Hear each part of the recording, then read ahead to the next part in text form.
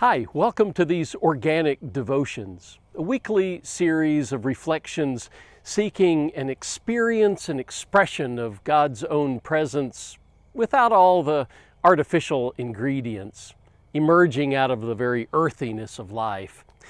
Thanks for hungering along. With a little help from our friends, we've been planting garlic, 10 different varieties in all. Each one with its own flavor profile, some spicy, some mild, some bearing several large cloves, others clustering a dozen or more smaller ones. A few are red varieties, a few snowy white, but all of them, as far as we're concerned, delicious. And we use a lot of it in the kitchen, not so much for the sake of its own flavor, but because of the way it enhances the other flavors around it. So we plant a lot.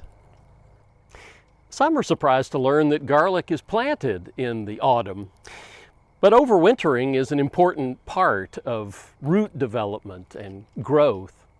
It simply needs that much time in the ground, 8 or 9 months before harvesting in the middle of summer, to develop into the size useful in the kitchen, making garlic a real product of patience.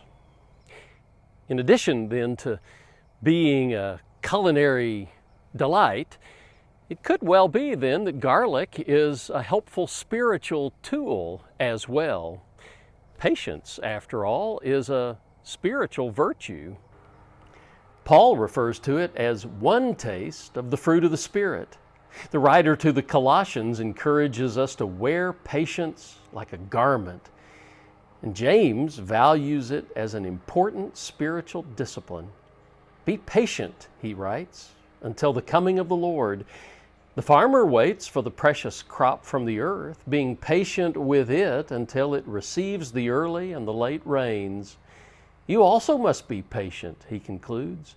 Strengthen your hearts, for the coming of the Lord is near.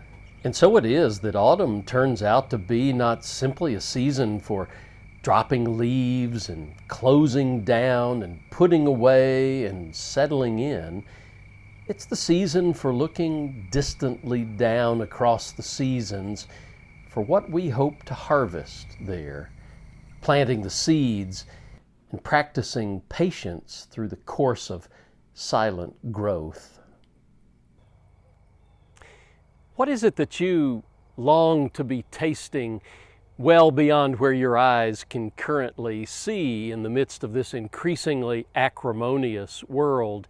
Something that you might be planting that could help transform the flavor of all that surrounds.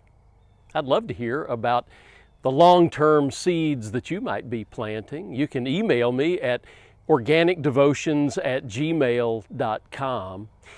And until next week, practice patience. Bye-bye.